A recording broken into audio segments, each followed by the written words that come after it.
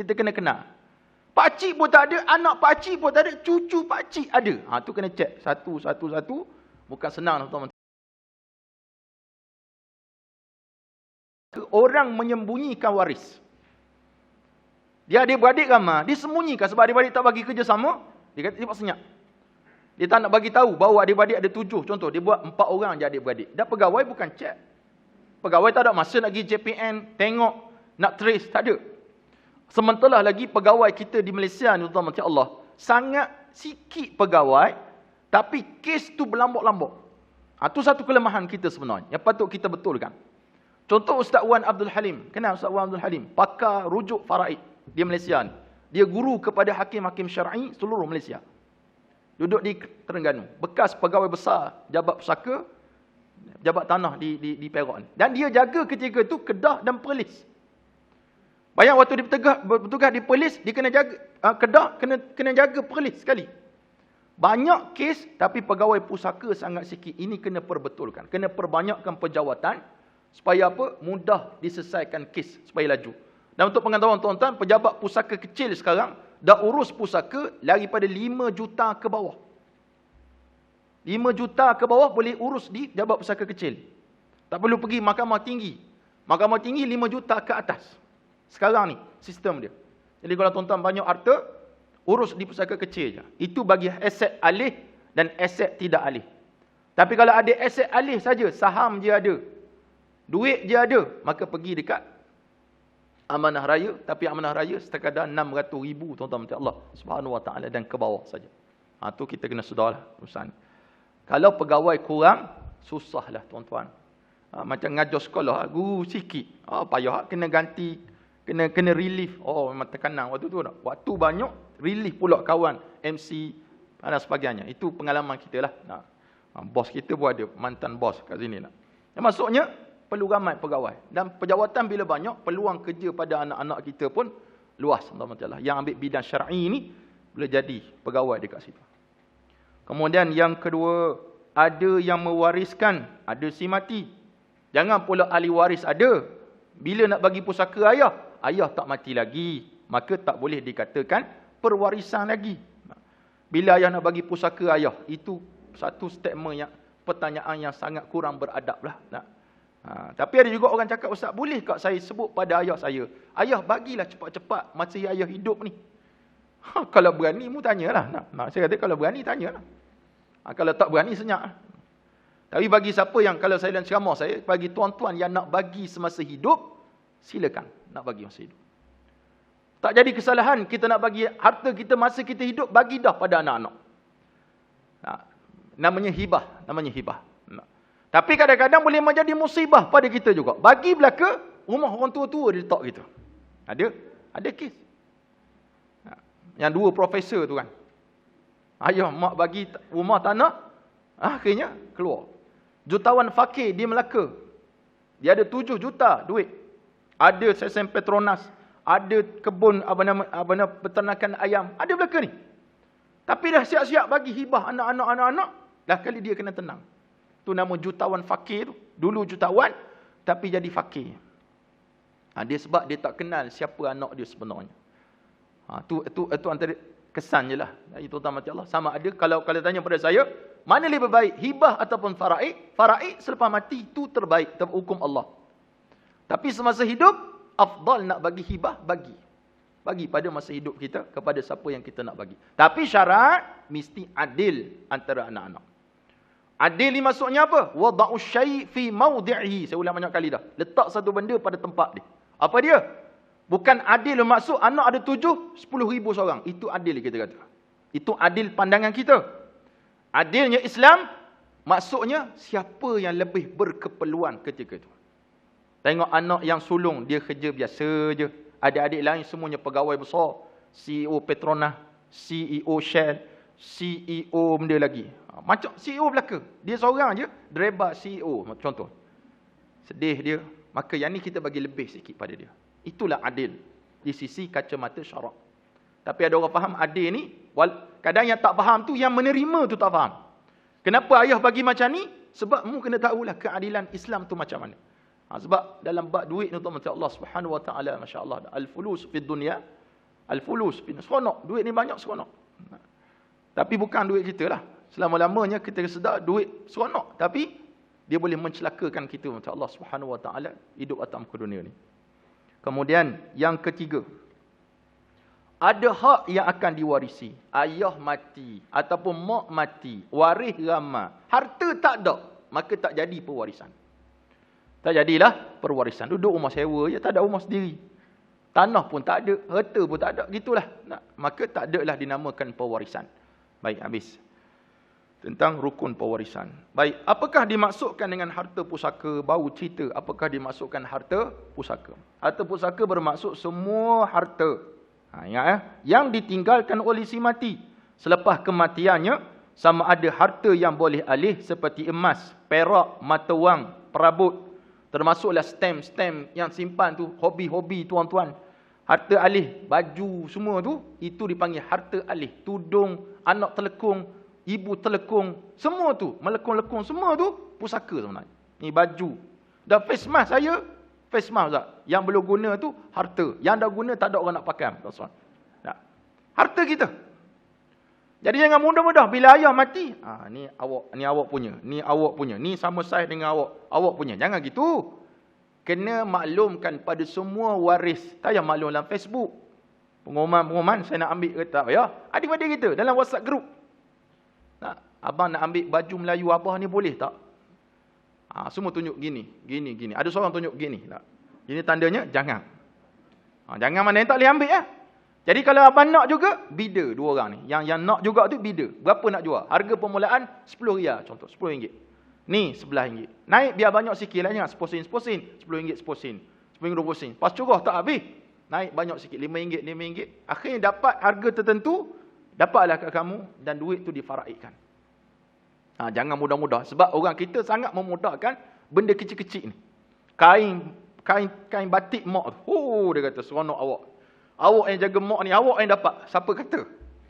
Kecuali lah mak kata masa sebelum dia mati ataupun waktu dia sihat lagi, dia kata kain batik dalam almari tu kamu, mak bagi kat kamu. Maka tak apalah, itu hak kita. Hibah ni tak ada saksi pun sah tuan-tuan ya. Tapi tak kuat kalau orang dakwa kita. Dia tak kuat. Yang paling penting, hibah tu bertulis, ada saksi, itu paling kukuh. Tapi kalau sekadar bercakap dua ni, mak bagi kamu, ya kipas ni, yung, benda tu terjadilah. Walaupun tak ada saksi. Dia bukan hutang, perlu saksi. Tak perlu. Tapi, berlaku dakwa-dakwi, dia sangat susah. Sebab dia di sebelah pihak yang mendakwa. Kaedah sebut, al-bayyinatu ala mudda'i, wal yaminu ala man ankar. Al-bayyinah, bukti bagi orang mendakwa. Mana bukti? Saya bukti, tak kira. Tapi dari sudut asasnya, hibah tanpa saksi, sah hukum. Tak ada masalah. Cuma nak bagi kuat, cari saksi.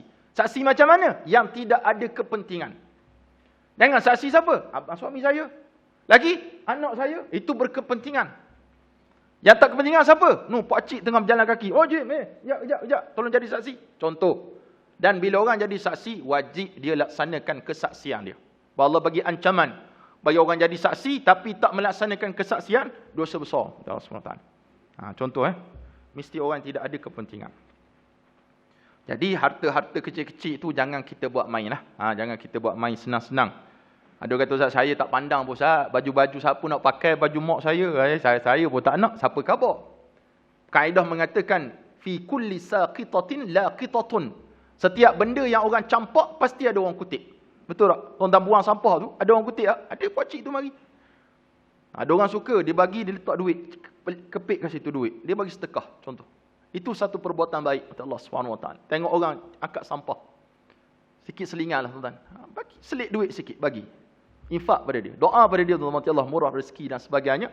Maka malaikat akan cakap pada kita, wa anta misla zalik, kamu akan dapat juga macam tu. Yang kita doa pada dia. Ni, kita duk mengeluh, lewat ambil. Tak pernah doa untuk mereka ni, Masya Allah. Tak ada mereka tu payah. Kan baru ni isu kan? Bulan Aidilfitri tu, isu. Sampai jenuh, sampah penuh depan rumah. Sebab orang nak beraya semua. Tu alasan Datuk Bandar. Dia kata apa? Sebab pekerja nak beraya. Kalau tak bagi cuti, mereka nak letak jawatan. Sampai begitu semangat nak raya. 2 tahun tak raya, tuan-tuan. Sampai sanggup letak jawatan. Baik. Kemudian, harta tidak boleh alih seperti tanah. Ni apatah lagi lah. Tanah, rumah, dan sebagainya. Cuma ada orang pesan pada saya lah. Contoh Ustaz Khuzaidi pernah sebut juga tentang rumah ni, tuan-tuan sekalian. Rumah satu benda susah nak bagi. Tanah pun sama. Kecuali kita banyak tanah, tu lain. Kalau kita sekadar satu lot di Taman Meru je, tanah ni je kita ada, anak kita ramai. Macam mana kita nak bagi yang terbaik, tuan-tuan, macam Allah Subhanahu Wa Taala. Kalau kita nak tunggu secara faraid, mungkin lambat kita tunggu mati. Masa kita hidup ni hadirin mati Allah Subhanahu Wa Taala, hibah ni walaupun milik mutlak kita, tapi perbincangan tu digalakkan bersama anak-anak. Mereka tak boleh keluarkan tindakan, kita yang keluarkan tindakan. Tapi bincang tu sangat baik supaya mereka puas hati dan mereka tidak mengungkit-ungkit satu masa nanti. Tu disebut tuan-tuan Allah Subhanahu Wa Taala, berilah kepada yang paling, kalau hibah lah, berilah pada yang paling berkeperluan, bukan paling kita sayang. Yang paling kita sayang tu masalah juga. Banyaklah kes, saya tak nak ceritalah kes kawan saya. Banyak kawan-kawan lah yang cerita mengadu tentang adik dia, adik ipar dia. Semua reta tu mak bagi ke dia. Yang lagi dahsyat di Simpang Pulas, di Sungai Siput, seorang ustazah. Dia kata, "Ustaz, saya ustazah." "Oh, ya ustazah." "Ayah saya ustaz." "Ya, ayah saya ustaz." "Ya. Saya bukan ayah ustazah." "Bukan ustaz, ayah saya ustaz." Dia kata. "Ayah saya ustaz, saya ni ustaz, tak dapat apa pun harta ayah saya." Menangis ustazah tu. Saya kata, "Kenapa pula?" Dia kata, "Saya government, kerja government boleh buat loan. Dia bagi semua ke adik dia." Oh, gitu pula. Dia faham adil macam tu gamaknya. Dia banyak ke? Banyaklah ustaz. Dia kebun durian, kebun kelapa sawit, semua ke adik. Tu tak adil, tuan-tuan, macam Allah SWT. Tak. Bukan kerja government semua kaya. Kamu gitu. Kayak pun ramai juga. Tak. Hutang klinik pinggang pun ramai. Masya Allah. Kemudian terima kasih Allah SWT, tanah, rumah dan sebagainya. Kesemua ini termasuk dalam pengertian harta pusaka dan wajib diberikan kepada mereka yang layak. Okey, habis. Soalan ke-12. Berapakah kategori harta pusaka? Nanti kita dah sebut tadi dah. Harta pusaka ada dua. Yang pertama, harta ta'alih, tanah dan mana-mana kepentingan, hak atau faedah yang diperoleh atau akan diperoleh daripada tanah.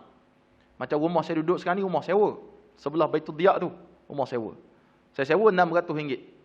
Almarhum tuan rumah tu, mulanya 2 tahun tak ada orang duduk kan. Saya pun sewa lah sebab sebelah Baitul Diyak senang nak tengok keadaan. Dan saya sama juga di Baitul Diyak di Cemor tu pun, di kawasan tanah kami tu ada satu bahagian Baitul Mal punya. Yang kami buat bangunan sekarang tu, 1/3 milik Baitul Mal. Jadi saya akan beli tanah Baitul Mal tu dan saya akan bina rumah situ, kat situ. Saya declare awal dan saya declare sebelum ni saya dah khabar dah. Supaya takut fitnah pada orang macam Allah Subhanahu Wa Taala. Ustaz ambil duit. Tak. Saya kata dah pada kontraktor biar siap dulu. Bangunan tu biar siap sempurna baru bina rumah saya. Takut kita bina sekali kan, Ustaz, kepentingan tu. Dia kata gitu. Jadi kita declare awal lah. Sebab orang banyak sangat fitnah. Dia tak suka jumpa kita. Dia suka cakap belakang kita. Dia nak sebut benda tadi. 600 tu duit pusaka tu. 600 tu duit pusaka. Kalaulah betul rumah tu rumah yang belum ditukar nama. Tapi kalau rumah tu dah bagi pada anak-anak almarhum, maka tu duit dia lah sepenuhnya. Tu keadaan. Saya minta nak beli rumah tu tapi mak dia kata tak nak. Sentimental value tu ada lagi. Mak dia masih hidup lagi. Hajah tu hidup lagi. Tak nak jual, dia kata tak nak jual. Dan sebenarnya saya berpindah, Ustaz. Kenapa Ustaz pindah? Baitul Diyak ni Syomel dah. Saya sebenarnya nak buat Baitul Diyak depan kami tu ada tanah kan. Kami minta berkali pada tuan tanah, tolonglah jual. Kami nak bina bangunan sini ni. Tak nak jual. Tak apalah, kita tak boleh paksa tanah orang. Dia tak nak jual, Ustaz. Tak nak jual. Anak saya tak bagi jual. Saya kata kita nak buat tempat pengajian. Bukan saya nak minta, saya nak beli. Yang tanah tu pun kita beli. Hajah tu jual 600,000, kita beli 400,000. 200,000 dia wakafkan. Cuma Hajah tu pesan, Ustaz, kalau Ustaz buat benda lain, saya nak balik 200,000 tu, dia kata. Jadi saya, kalau Ustaz lepas ni, Ustaz tinggal mana? Saya dah sebut, tuan-tuan macam Allah, ada 2 kaedah. Yang pertama, saya nak serahkan kepada pasti Taman Meru ni. Tapi syarat pasti itu mesti buat hafazan Quran. Dan saya sanggup keluarkan duit Baitul Diyak untuk bayar gaji guru yang mengajar hafazan Quran. Sebab kita tak nak wakafan orang lari ke tempat lain. Atau berdua, saya buka tahfiz untuk perempuan dekat sini. Tapi kita tahu, yang sekarang ni pun, kita kena spend duit 13-14 ribu sebulan untuk bayar gaji, tuan-tuan sekalian. Gaji saja dengan makan minum budak. Kat sana tu, Sekurang-kurangnya 40,000 sebulan. Sekurang-kurangnya untuk gaji saja. Sebab kita buat sampai SPM dekat sana insya-Allah. Cuma gitulah rezeki Allah. Allah datangkan rezeki lah insya-Allah. Walaupun kadang orang tengok lain macam, Allah insya-Allah Allah bagi rezeki. Cuma kita buat banyaklah. Sekarang kita terlibat dengan saham. Bukan Okta FX tu, bukan. Saham. Ustaz, apa nama ustaz pula? Datuk Asri Ahmad Academy tu. Dan pada hari kita pun bermain dengan saham. Jadi saham tu lah, kita insya-Allah kita rolling untuk bayar gaji. Dan kita bagi contoh Ustaz Murtada, Ustaz Yaakob Yusra, Murtada Center di Kedah. Dia bayar gaji dengan saham. Bukan saham yang main ngaruk-ngaruk ni. Saham yang kena belajar dulu, baru main saham. Jangan pula kita terjun Okta FX tu haram tuan-tuan ya. Yang orang buat Okta FX ni walaupun dia jemput siapa yang jadi tok wali untuk iklan tu, haram hukum dia. Jadi kita buat gitulah. Banyak benda kita buat untuk menjana pendapatan. Sebab mana-mana sekolah yang paling payah sekali nak bayar pengurusan. Tuan cari siapa-siapa. Tapi kalau wakaf, mudah. Setakat ni kita dah kumpul 2.1 juta dah wakaf. Dan kita dah guna 1.68 juta dah untuk bina. Tuan-tuan ada masa ziarah lah tempat kami di kampung Cik Zainal tu. Tengok keadaan macam mana. Pembangunan, laju. Kontraktornya sangat laju sampai saya terkejar-kejar benda tu. Alhamdulillah lah kita dapat cari. Wakaf senang. Tapi dia buat pengurusan, orang akan menyampah tengok gitu. Jadi kita usaha macam nak berniaga ke, nak buat produk ke. Kita buat produk dan sebagainya untuk menjana pendapatan. Jadi slow-slow lah tuan-tuan macam Allah SWT. Dan harapannya doa daripada tuan-tuan. Harapan daripada doa daripada tuan-tuan untuk bantu kita ni. Anda kata, Ustaz tak ada duit buat buka sekolah. Itu soalan yang sangat memedihkan hati sebenarnya. Sebenarnya nak agak kerajaan belaka payahlah. Tu ada NGO, ada swasta dan sebagainya. Dan kami swasta ni bukan menjana pendapatan. Tak menjana pendapatan. Bukan menjana keuntungan untuk poket sendiri, tak. Bahkan saya pernah sebut pada isteri saya, abang menyesal berhenti kerajaan itu. Menyesal. Gaji dah 6,000 lebih sebulan. Sekarang ni kena usaha sendiri tuan, nak cari gaji tersebut. Macam mana? Tapi rezeki Allah SWT datanglah. Dengan rezeki Allah. Dan saya pegang duit banyak. Tapi bukan duit saya. Bukan duit saya. Duit orang. Duit orang belaka. Dan bila kata Ustaz kaya tu, tak, duit orang. 2.1 juta duit orang. Dan kita keluarkan semua duit orang, bukan duit saya. Tu kita sebut. Ni pun saya buat live tentang Allah supaya orang sedar sikit. Tidak bercakap di belakang kita lah. Kalau tak puas hati, jumpa kita. Ada rekod dan sebagainya untuk kita tunjuk pada mereka. Bahkan saya pernah dipanggil oleh Jabatan Siasatan Jenayah Komersial. Sebab dituduh scammer. Punya handsome orang scammer dituduh kita. Kita tunjuklah ni kertas kerja kami, ni nombor akaun kami, ni boleh tengok. Dia kata, Ustaz, ini prosedur je Ustaz. Kami panggil ni sebab orang report. Prosedur saja. Saya nak tanya Ustaz sikit, lepas ni kita bergambar, selesai Ustaz. Selesai. Tu. Namanya DSP Mahathir, di dekat apa ni? Dekat Ipoh, dekat stadium tu. Wallahu a'lam. Baik, itu sedikit penjelasan pada tuan-tuan Allah SWT. Jangan tengok orang Ustaz, rumah siap pula sebelah Baitul Diat. Tu ingat tanah tu tanah Baitul Mal. Kita akan beli tanah tersebut insya-Allah dan buat rumah. Mana dah tadi? Jadi aset ta'alih ni tanah dan mana-mana kepentingan hak atau faedah yang diperoleh atau akan diperoleh daripada tanah. Dengan lebih jelas yang bawa maksud segala apa yang meliputi apa yang terdapat di atasnya seperti tanah, pasir, batu dan sebagainya, isi kandungannya seperti bahan galian dan apa-apa terlekat di atasnya seperti tumbuhan dan bangunan dibina kekal di atasnya, itulah aset ta'alih. Jadi musim durian sekarang ni tuan-tuan sekalian, kalau tu tanah ayah kita, jangan makan seorang, jangan makan seorang. Tu hak adik-beradik semua. Tu sangat suka saya tengok kalau orang ada kebun ni, adik-beradik datang berkumpul, masya-Allah. Tabarakallah. Jangan lupa jemput kita sekali walaupun kita bukan adik-beradik nak. Durian. Ini juga bermaksud apa-apa faedah yang terbit daripada tanah ini juga dikira sebagai harta pusaka bagi seseorang yang telah mati, seperti sewa tanah atau pusaka, sewa bangunan, tanah bukit dan atau pasir yang diambil daripada tanah tersebut. Itu disebut sebagai aset ta'alih. Apa maksud ta'alih? Tak boleh nak alih benda tu. Pokok. Gitu. Jadi orang tanya, Ustaz, kalau mak saya hibah saya pokok Ustaz, tanah Ustaz. Tanah tu ada pokok. Pokok tu milik siapa? Ini bukan cerita Piramli. Atas pun tidak, bawah pun tidak, tengah-tengah dia buat tu, rumah dia. Jadi kalau orang bagi hibah tanah tu, ada pokok, itu milik kita lah. Takkan kita nak pongkeh keluar pula bagi orang lain. Kita punya lah. Istilahnya gitu. Sama juga kalau orang bagi tanah. Tanah tu memang ada rumah atas tu. Takkan kita kata Abah bagi tanah. Automatically tanah tu ada rumah. Mesti dia tahu. Jadi otomatis semua situlah dia punya. Tapi orang Melayu faham, dia tak sebut rumah, maka rumah tu rumah pusaka dia kata. Bayang rumah tu rumah batu. Macam mana nak pongkeh rumah tu? Bukan rumah kayu boleh angkat asal tempat lain. Jadi masalah. Cuma kalau kita buat biar jelas cukup pun tak ada masalah. Rumah dan tanah tu milik kamu, contoh. Selesai. Supaya tidak berlaku dakwa-dakwi di belakang kita. Harta alih termasuk pakaian, barang kemas, kenderaan, peralatan rumah seperti perkakas dapur, perabot dan sebagainya, wang tunai, wang simpanan dan mana-mana institusi keuangan seperti bank, tabung haji, KWSP, ni banyak sangat bank ni. Pelaburan, ASN, ASB, Amanah Saham, Satu Malaysia kalau ada lah, saham-saham syarikat, saham koperasi, semuanya tu pusaka. Yang tuan-tuan biasa masuk koperasi ni, tak tahu dia bagi dividen RM100 contoh, tu pusaka. Baru ni saya kira seorang tu, dia waris banyak, RM37 je pusakanya. Saya kadang sakit hati kira soalan macam tu. Takkan dia tak boleh fikir, apalah kira lagi, bagilah sedekah lah, dia kata. Tak, dia kata, Ustaz, ni semua nak juga hak dia pun, nak rasa, dia kata. Saya pernah pergi ceramah di Melaka kan, gitu lah, rumah sewa, anak ramai. Saya kata, sampai bila nak buat macam ni? Mak saya wasiat sampai bila-bila. Wasiat tu tak perlu ikut, tuan-tuan sekalian. Jualah rumah tu, faraidkan. Selesai.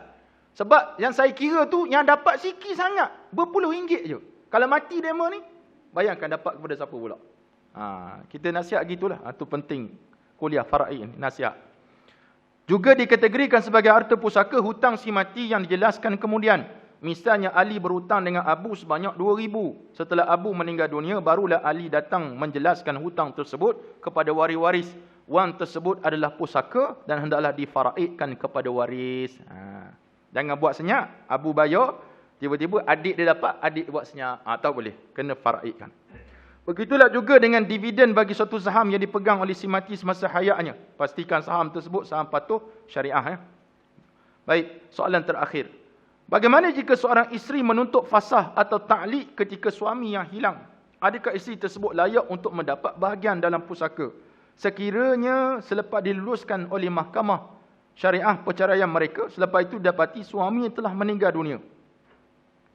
Dia minta ta'liq. Ta'liq ni biasa 6 bulan. 3 bulan tak bagi nafkah kepada isteri tersebut, maka jatuhlah talak 1. Dan dia mengadu pada mahkamah, maka jatuhlah talak 1. Maka terima kasih Allah Subhanahu Wa Taala sekalian, memang suami tak balik 3 bulan. Rupanya suami dah mati dah. Suami itu dah mati. Kalau macam tu berlaku, tuan-tuan Allah Subhanahu Wa Taala, isteri tersebut telah kehilangan hak isteri untuk menuntut pusaka suaminya. Keadaan yang berlaku. Cuma tuan-tuan Allah Subhanahu Wa Taala sekalian, tapi jaranglah suami yang mati macam ni. Cuma contoh saja. Tapi ada juga suami yang memang tak balik-balik rumah isteri dia, maka jatuh ta'liq, jatuh talak 1. Dan bermulalah iddah dia. Bukan masa dia buat ta'liq tu, dia minta ta'liq tu, jatuh talak 1. Talak 1 je kan? Jatuh talak 1. Kemudian hari tu dia tahu suami mati pada hari ta'liq tu. Bukan yang tu. Kalau yang tu dia sempat lagi untuk, dalam iddah, dia sempat lagi untuk dapat. Cuma ta'liq ni, hadirin mati Allah, cerai ta'liq, dia talak bain. Dia bukan talak rajai, dia talak bain. Bain maksudnya apa? Talak yang mana kena melalui akad yang baru. Baru dia boleh bersama balik. Kalau talak rajai, talak 1, talak 2. Itu panggil talak rajai. Tapi kalau menyebabkan ta'liq, dia sebut sebagai talak bain yang memerlukan kepada akad yang baru, maka hadirin mati Allah Subhanahu Wa Taala sekalian, ketika itu ada ulama mengatakan dia tidak layak menerima pusaka sebab ta'liq, sebab ta'liq. Tapi kalau dia talak rajai contohnya. Talak rajai dalam tempoh iddah, dia mati ataupun suami mati, dia boleh saling mewarisi antara satu sama lain. Sebab talak rajai ini, isteri itu masih isteri kita. Cuma nak sentuh, kena lafaz daripada suami, abang nak rujuk balik. Walaupun isteri kata, I don't want. Tapi itu dulu. Dari sudut asasnya macam tu. Suami sebut, abang nak rujuk balik. Isteri kata, tok si. Dulu, tak ambil kira isteri. Sekarang, ambil kira. Sebab kena ke mahkamah. Hakim akan tanya, puan setuju tak suami nak balik-balik? Tok si. 1000 kali dah, tok si. Luar tadi 900 kali dia sebut. Tok si. Ni kali ke 901 saya kata taksir. Maka mungkin hakim tak akan bagi untuk rujuk balik. Kalau dulu mudah. Cerai je, abang rujuk balik. Ataupun dia buat satu kinayah. Apa dia? Bersama balik contohnya. Tak cakap abang nak rujuk balik. Tiba-tiba, jumpa atas katil dah. Contoh. Maka itu disebut sebagai rujuk. Cuma sekarang, siapa yang bercerai di luar, rujuk di luar, kena denda pihak mahkamah. Itu kena sedar itu. Banyak kes anak muda yang begitu. Cerai-berai di luar mahkamah ni. Ya. Sah. Cerai itu sah. Rujuk sah, cerai pun sah. Cumanya kena daftar. Kena daftar ke mahkamah. Wallahu alam. Ada soalan lagi? Tak ada soalan. Jadi yang terakhir sekali saya ulang baliklah. Pada Sabtu ni ada kursus. Kalau puan-puan tuan-tuan tak nak datang, hantar anak seorang. Mari belajar. Wakil lah. Sebab saya ada sebut pada pengurusi-pengurusi masjid. Hantarlah seorang jemaah qaryah mari belajar ni. Sebab ni ilmu yang Nabi suruh belajar. Ta'allamul fara'idha wa'allimuhan nas. Belajarlah faraid dan ajarkan pada manusia. Lebih-lebih lagi pengurusan pusaka. Tapi saya tak nak masuk Ustaz. Saya letih duduk lama-lama. Sebab bermula 8.30 sampai 4.30 petang. Marilah pada waktu petang tu. 3.30 sampai 4.30. Kita ada bual bicara. Boleh tanya waktu tu. Kita nak tuan-tuan bertanya. Bukan saya tanya panel. Tuan-tuan bertanya masalah. Ini dia akan jawab insyaAllah. Kalau tak suka bertanya langsung, boleh tulis. Saya boleh jawab insyaAllah. Wallahu a'lam. Aqulu qawli hadha wa astaghfirullahal azim li wa lakum wa lisa'il muslimin wal mu'minin wal mu'minat bi rahmatika ya arhamar rahimin. Akhir sekali tuan-tuan, untuk saya iklan sikit.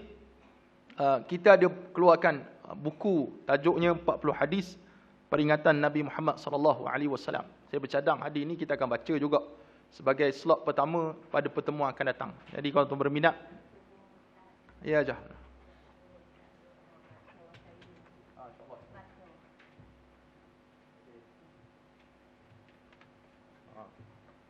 Makcik Fatimah ni selalu hantar